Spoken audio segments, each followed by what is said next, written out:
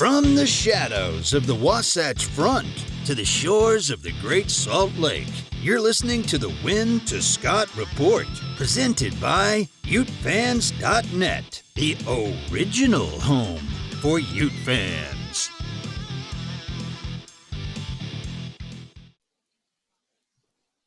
Oh, he's got the rose. And Welcome to the Wynn to Scott Report. I'm your host, Andy Brown, and I'm joined today by Jordan Wynn and Kenneth Gooby Scott. And we are here to do a Rosebowl preview this evening. But before we do that, we have to address much more serious and important business. little brother. So despite all the positives this football season for the Utes, we just fell short of our goal in the Pac-12. Just a little bit. But we're good sports here on the Wynn to Scott Report, and we'd like to take a moment to congratulate the Pac-12 champion, University of Alabama at Birmingham Blazers. You had a hell of a season, and you had a mighty opponent in that runner-up.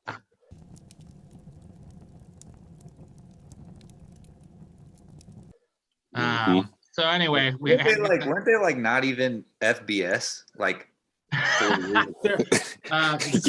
mighty Conference USA, man. Dude, hey, that team down south struggles with those teams. UAB, Coastal Carolina last year. You just start a new football team, you get a dub against the Provo team. It's crazy. The Provo team. So anyway, we got the most important part of the show out of the way. Jordan, Kenneth, how are you guys doing? You guys ready for Pasadena? Can't wait. Let's get it. And the instant Bart Scott. Can't wait. Let's get it. Shoot.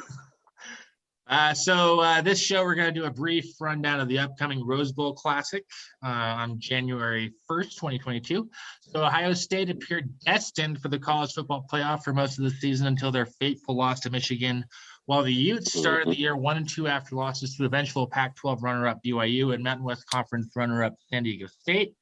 Fortunately for Utah, Cam Rising took the reins of the team and led them to one of their greatest seasons ever.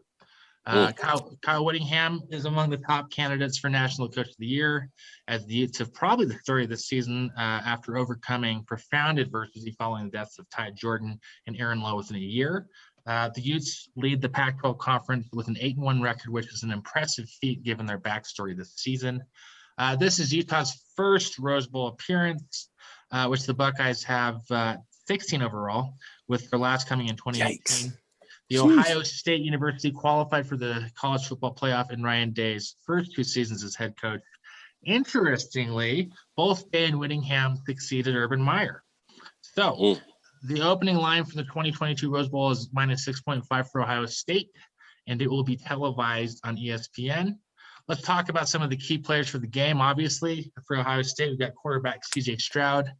Over the past 4 games of the regular season, Ohio State's running backs had 5 rushing touchdowns. In that same span, Stroud threw for 15 touchdowns. Obviously, he's the heart and soul of the Buckeyes offense, no doubt. This guy threw for almost 400 yards against Michigan, where Ohio State came up short. And even then, he promised to correct the team's errors. Ohio State has 3 big-time playmakers in the receiver position, and CJ will need to get them the ball to win. Running ball, Travion Henderson has 1,172 yards on the ground and 15 rushing touchdowns, and another 4 through the air. While the Ohio State University relies on the passing game to succeed, they are also a threat on the ground. But we all know that if Ohio State beats Utah, it's going to be through the air. Ohio State can claim 3 of the nation's best wideouts in Jackson Smith-Njigba, I think, with 80 receptions. Chris Olave and Garrett Wilson. I said it wrong. Yeah. Olave. I never said I was perfect. Chris Olave from Frozen. So, Chris Olive. So back to what the important thing. So the those last 2 receivers are 5th and tied for 6th in receiving touchdowns. Ohio State this season is ranked 1st in total offense at 551.4 yards per game and scoring offense 45.5 points per game. So Jordan, thoughts on the Ohio State University's offense and what Utah needs to do to stop them, perhaps? You said they're number 1 in yards and scoring. That's right. Man. I think obviously the matchup is the passing game, but I think what Utah really needs to do, honestly, which probably seems a little counterintuitive, is stop the run. Don't let them be two-dimensional. Don't let them get into their RPO game. I think you got to try and make them one-dimensional, even though that one dimension produces a ton of points and a ton of yards. I think you got to try and negate the run early and make them throw, and then, you know, get after them with pressures on throwing situations. But it's going to be tough. I think there's, you know, I think Ute fans are kind of hoping that they're a little bit asleep being in the Rose Bowl, thinking they were going to get in the playoff. But I'll tell you what, CJ Stroud was probably the Heisman front runner going into championship weekend, and still had a great game against Michigan. Bryce Young goes and has a great game against Georgia and ends up winning. And CJ Stroud ended up being in 4th place in the Heisman. So I think he's playing for a lot. I think he's going to come out with a big chip on his shoulder. He's a Southern California guy. So it's a homecoming for him. So I will watch out for that dude, especially early on. He's going to come out with something to prove, and he's definitely not going to come out and go, you know, feel sorry that they're not in the playoffs. So I think you got to make them one-dimensional. You got to stop the run, put them in obvious throw situations, and then get home and get to him and force him to rush throws and not be able to get to his progressions. But with those 3 receivers, it's almost a bend but don't break. I mean, they're going to get their touches. They're going to get their yards. Yep. Just don't give up the big play. Don't give up the big score and make them earn it. And I think, you know, you keep this thing close and you get a chance. I mean, you know, we used to always joke about it in the locker room and say it like, it doesn't have to be close. You know, you can go out and win this thing by a good margin. It doesn't have to. There's nothing in the rule book that says this game has to be close now. Right. I think it starts with defense, kind of containing these 3 receivers and going from there. But it's going to be a fun matchup to watch. Going up, I mean, what else do you want in the Rose Bowl against the number 1 offense? As a defender, as a recruit, what else do you want? And that's why you come to Utah, and that's why you play for Kyle Whittingham. By the way, Jackson Smith, is it Njigba? Njigba. Yeah, something like that. So second time's the charm then. I got it. Okay. Scott, what do you think? You know, side note, you know, speaking of CJ Stroud and even thinking about Bryce Young, how the heck did USC or UCLA not get those kids in their backyard? How about the Clemson cat too? All 3 of them. Oh, like how? Like that's mind blowing. Like, but that's a side note. Sorry, but that's crazy to me now that you brought it up, from SoCal. But I have to agree with Jay Wynn. Have to make them one-dimensional. Have to. And you gotta, as what I seen from Michigan, a lot of times, you know, they didn't let them score as far as touchdown. They made them they made them shoot field goals, things of that nature. And so, and when it comes to us, I'm anxious to see what Morgan Scalley is going to dial up as far as package standpoints. Like, is he going to be with Jigba in the slot? Like how all the other receivers move around so much. How is he? I'm anxious to see how he's going to do that puzzle in different packages. You know, like who is he going to put in the nickel spot? Is he going to go like dime? I don't know. So that's going to be like the biggest, like he said, it's going to be the biggest thing. So that's a matchup that I can't wait. I know Morgan Scalley is like licking his chops right now because he's over here thinking like, okay, how can I stop him? He's going to have some different. He's going to have fun with it. And the corners, look, if I'm Clark Phillips, I'm hyped. This is like a tape that the NFL is definitely going to turn on and watch. He's committed to Ohio State.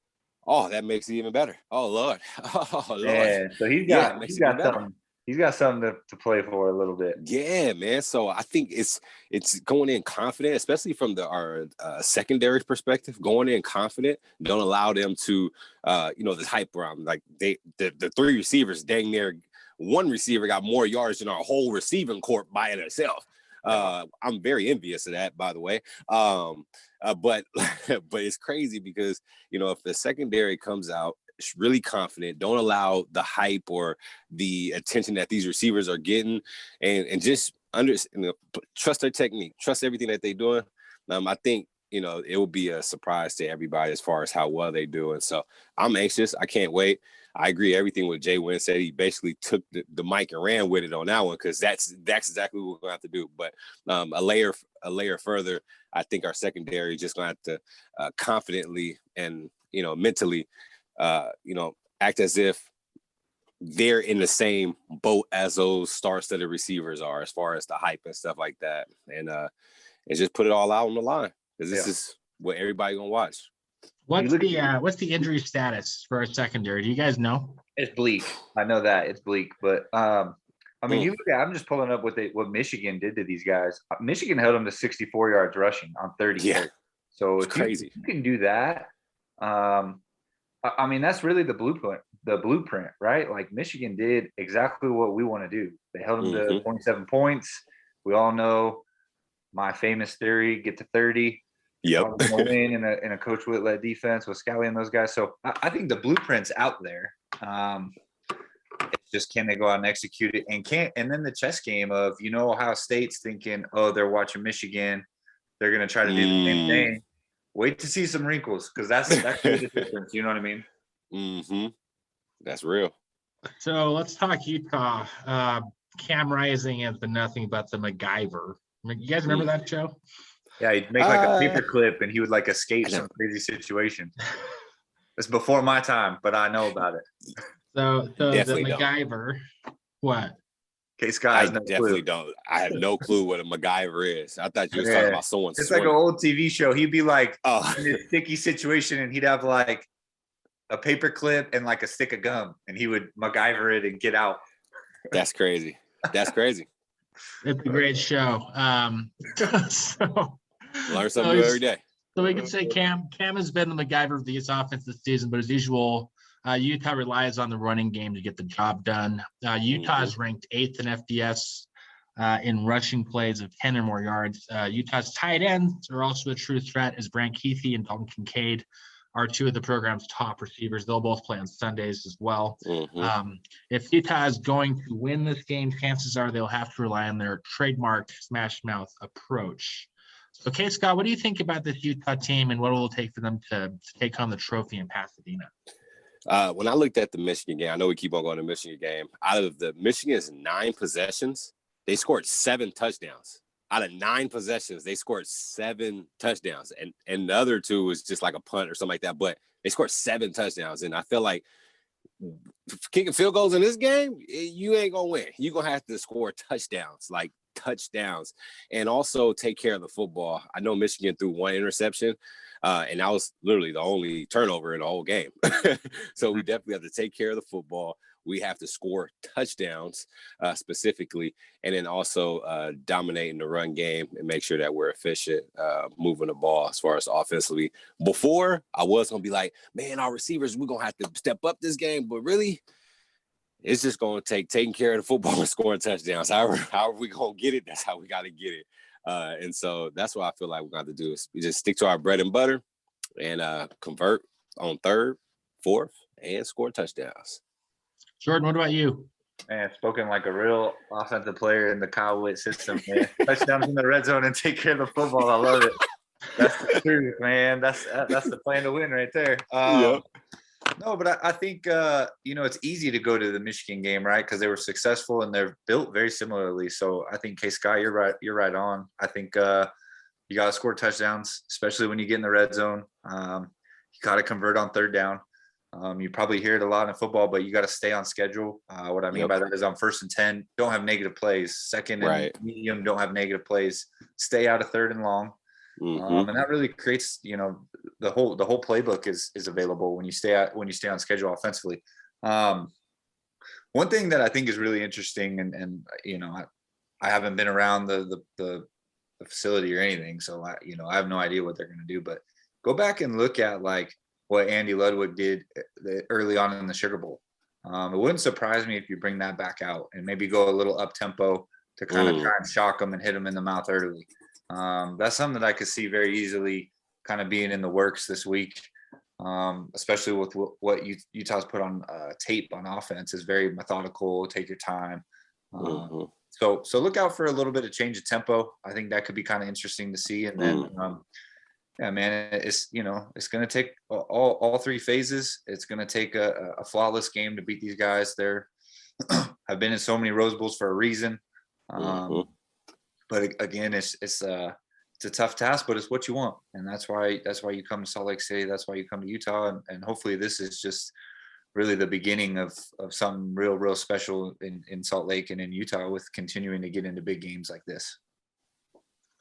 So matchup to watch, Utah's pass defense against Ohio State's offense, obviously throwing, has to be the thing to watch. Utah ranks 75th, believe it or not, 75th in interceptions this season with 9, but it's 4th in pass breakups with 58. Utah also has the 5th most sacks of any team this season with 41. So Ohio State's going to have their hands full for sure.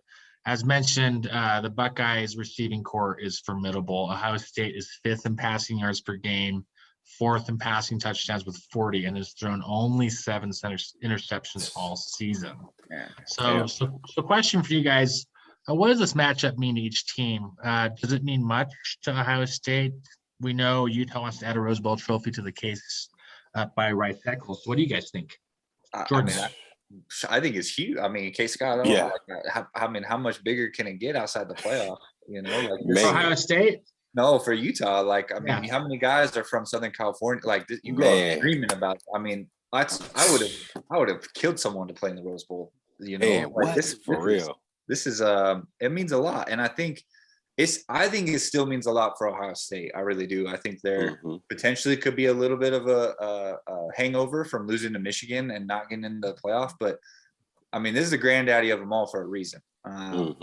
So I think for both programs it means a lot. Ryan Day's still kind of trying to figure out his way in the post Urban Meyer era at Ohio State. I think Coach Witt's really cementing his legacy here at Utah. So I think it's super important. I think it's super important for all those players. You look at a guy like Devin Lloyd, who could have went out and went into the NFL and came back. This is exactly why he came back, to go play in a game like this. So I think it's super important for both programs and really can propel whoever wins this game into a really high preseason ranking for next year. You look at, if Utah can find a way to win this game, it wouldn't surprise me if they're maybe like a top 10 or even a top 8 team with all the talent they have coming back to start the season next year.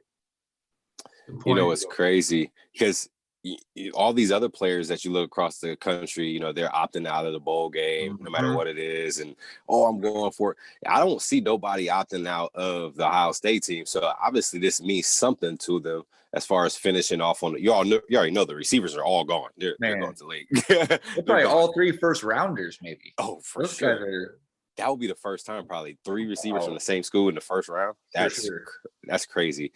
But yeah, I think, this does mean something. They came off a loss to Michigan, and I know they don't want to end their season off that way. They're hearing all this hype about Utah and this kid Cam Rising, okay, who's this guy? So obviously they want to, put it to him, and kind of this Cinderella, story that we have on the season. They want to see what it's about. They're like, all right, we want to test it. And so I'm sure they're going to come out full force and trying to get them a Rose Bowl ring, of course, and not take it lightly. Because they ain't the only ones that beat Michigan before. We beat them too, and we ain't never lost. So we've proven ourselves. And so they know that we're going to be ready. So they're going to be ready too, or else they're going to get embarrassed like Oregon twice. Man. And coach fired. Man. I'm not saying it's because we blew them out, but it possibly could have. Man. So last question for you guys. This is just kind of off the cuff here.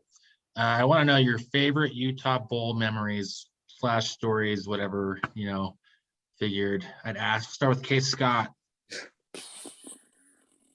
My favorite bowl memory? God. Yeah. You played in a couple bowls. I was there for 20 years. Let's hear one. Man. Shoot. I was there 20 years without a COVID year. God. Favorite bowl win. I think it would have to be that Sun Bowl. That was a good one. That was good. That was a good one. That was good. Even though I got cursed out by Norm Child because he said I ran my slant wrong. Like, how? But anyway, Norm. You got to do this. You got. I'm like, what the? But that game was crazy, man. That was a great game, the Sun Bowl game. The BYU game, I'll be honest, that was a great game too. When they came, they take a little comeback thing. I ain't gonna lie, it was 35-7. I put my helmet up. I said, I'm not getting in the game anymore. 2 quarters later, I'm picking that same helmet back up. Like, dang, all right, we're gonna have to call and finish this thing. So that game was crazy. So it'll have to be out of the Sun Bowl and the Sun Bowl and the BYU one.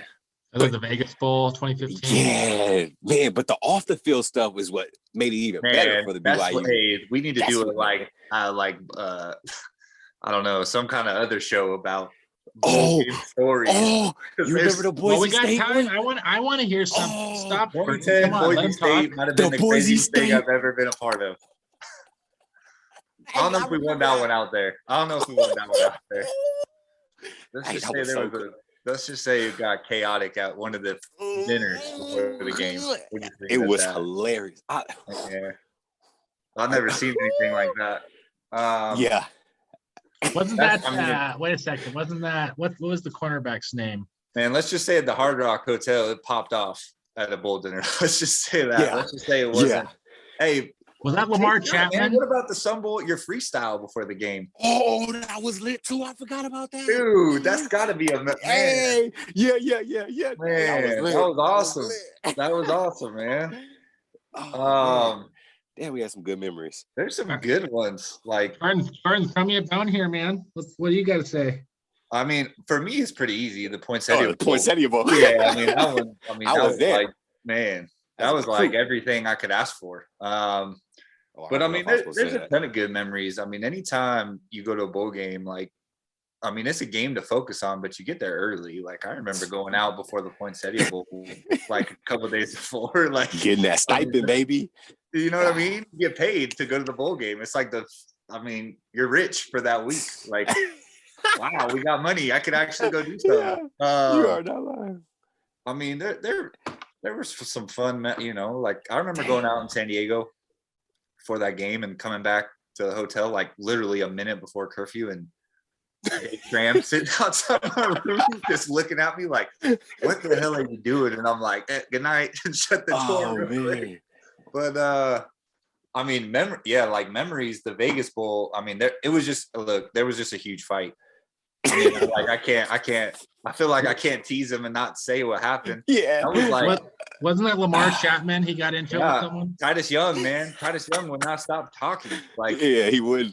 That guy just would not stop talking. And so, I mean, it was like, I never seen anything like that. You got like, I mean, the bartender at the dinner was standing up with the soda machine straight, trying to get people to stop. Like, oh man, like dude, that was wild. I remember sitting there. I was like 5 days post surgery. Like, I was on crutches. But that was bad on the bowl committee because they had a dinner, but they didn't separate us. So like, I remember I had a buddy on the team at Boise. Like, I was just like standing there talking to him the whole night. And all of a sudden this happens. Like that was just poor planning. Like you got to keep one team on one side, one team on the other side. Cause that's why you don't do that. Like we're all 19, 22-year-olds with that are about to play each other in 3 days. Like what did you think was going to happen? Like, of course there's going to be some talking and I mean, that's what happened. But the Sun Bowl was okay. I'm not gonna lie, El Paso was in a great destination. Oh, trash. Man. El Paso was trash. Man, that was the first time I ever had Whataburger. For real? Overrated, by the way. Sorry to all my Texas people out there, but I mean, for me, the game, the Poinsettia Bowl, easy. The couple of days leading up to the Poinsettia Bowl was super fun, being home, and then the Vegas Bowl was just wild. I mean, you're in Vegas, like. Oh man, I'm not gonna say who I was with, but that night, like 2 nights later, before like one of the last nights we went out, I went up and down the strip with someone on the team, and I just watched him proceed to win in blackjack. Like he would just play like $20, $50 hand, one hand, and he won. We'd walk out, go to the next one, boom, $20, won, cash out, go to the next one, 50, boom. He ended up winning like a couple $100. And I was like, this is crazy. We hit like 8 different casinos and you played one hand and then left. Man, those were some good times. I really thought there was going to be a fight when Cindy had said what he said about BYU in front of, like, when he grabbed the mic. That was wild. That was wild. You guys are dirty. I was like, damn, Cindy. Yeah, that was Cindy don't play. Nah, he doesn't. The bowl game's just good. You get the gifts. You get the stipend. Yeah. You get to travel. You're in a hotel for a week. Like it's a good time. The Rose Bowl they give you, isn't there like the famous dinner? You get like a 50-ounce ribeye or man. I can't imagine being at the Rose Bowl, dude. Like this is like I'm so pumped, but I'm jealous at the same time. I'm jealous of the Bug. Man, I'm so jealous, man. I wonder what their stipends is. Man, oh man, what their checks now are way better than ours. Hey Scott, with the new NLI deal, you would have had Batman stuff all over making money. Like, come on, man, this is a different world they live in now. Super nice. We don't live in that world. We couldn't even, this is how messed up, real quick, AB. This is how messed up the NCAA was when we played. We could get bagels, but not cream cheese spread. You told me that. Yeah. We had to eat a dry bagel after workouts. Bro, that was so horrible. Mike Wright told me that he couldn't eat with the team or something like that. No, you couldn't. You were a walk-on. Yeah, if you were a walk-on, no, you didn't get fed. You couldn't. No. We had to take the food outside the door. We had to see food to the walk-ons. There are so many things flawed with the NCAA. Man. They know it, though. Their days are numbered a little bit. Yeah. So we got about 12 days until the Rose Bowl. Is that right? I think so. Because it's the 20th today. Right. So in 12 days we will be in Pasadena. It's the end of our show. We'll keep you posted on Twitter about upcoming Plan to Win and Win to Scott shows. We'll certainly see you after the Rose Bowl. We hope to see you down in Pasadena, and Merry Christmas to you all. Let's go. Thanks for listening to the Wynn to Scott Report, presented by UteFans.net. Join us next time for more exclusive insider analysis from two of your favorite former players. We are the original home for Ute fans.